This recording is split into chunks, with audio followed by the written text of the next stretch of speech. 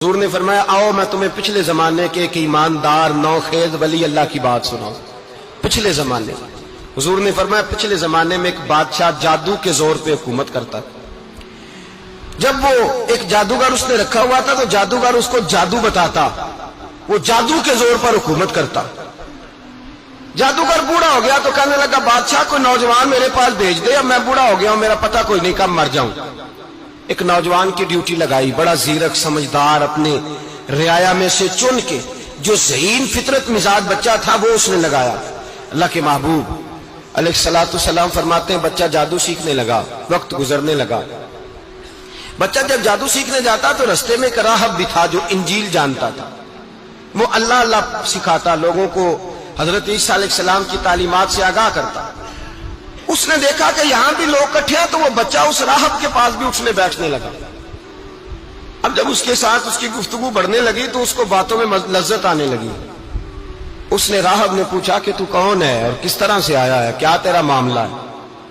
اس نے کہا جی میں جادو سیکھنے جاتا ہوں، آپ کی باتیں مجھے بڑی اچھی لگتی ہیں۔ اس نے کہا دین سیکھ، جادو سیکھنے والے کافر ہو جاتے ہیں، قرآن و حدیث سیکھنے والوں کو اللہ کامل ایمان عطا فرماتا ہے۔ فرمایا یہ سیکھ۔ بچہ بیٹھنے لگا، اس کے پاس آنے لگا، باتیں دل میں گھر کرنے لگی۔ ایک وقت آیا کہ مسلمان ہو گیا، اور مسلمان کیسے ہوا؟ بچہ کہتا میں تجربہ کر کے ہوا۔ اب میں تھوڑا سا وقت جادوگر کے پاس بھی جاتا اور باقی سارا وقت وہاں بیٹھتا۔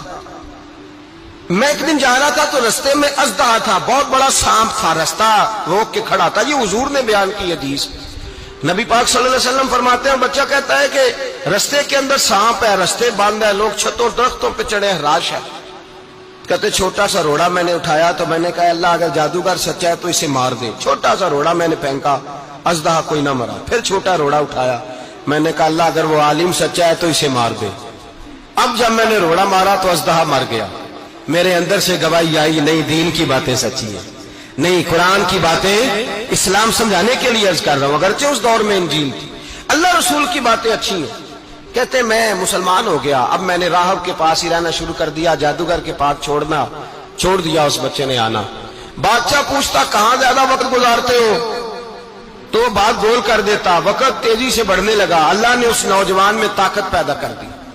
اب وہ اس کے اندر نا اللہ نے توانائی روحانیت پیدا کر دی، ابھی جوان ہے، 14-15 سال عمر ہے۔ اللہ نے اب جو بیمار بھی آتا وہ دعا کرتا تو اللہ صحت عطا کر دیتا، جو بھی آتا۔ بادشاہ کا ایک درباری تھا، بادشاہ کو پنکھا جلتا تھا، وہ اندھا ہو گیا، کوئی ایسی تکلیف آئی کہ نابینا ہو گیا، بڑے علاج کرائے شفا نہیں ہوئی۔ کسی نے اس بچے کا پتہ بتایا کانوں میں، اس کے پاس گیا تو بچہ کہنے لگا شفا تو ہو جائے گی پر کلمہ پڑھنا پڑے گا، مسلمان ہونا پڑے گا، جس پیغمبر کا میں غلام ہوں تجھے بھی بننا پڑے گا، دین پہ عمل کرنا پڑے گا، اللہ شفا دیتا ہے۔ اس نے کہا تو مجھے کلمہ پڑھا، مجھے شفا دے، میں تیار ہوں۔ اس نے کہا شفا تو اللہ دیتا ہے۔ اس نے اللہ تبارک و تعالیٰ کا ذکر کر کے دعا مانگی، یہ مسلم شریف میں حدیث ہے، طبرانی میں موجود ہے۔ اللہ نے اسے شفا دی، اس نے کلمہ پڑھنا شروع کر دیا۔ یہاں ایک نقطہ لکھا ہے ہمارے علماء نے، کہتے ہیں جب اللہ ولایت عطا کرتا ہے نا تو یہ سفید بالوں والے کا حصہ نہیں ہوتی۔ اگر جوانی میں کوئی آدمی توبہ کر کے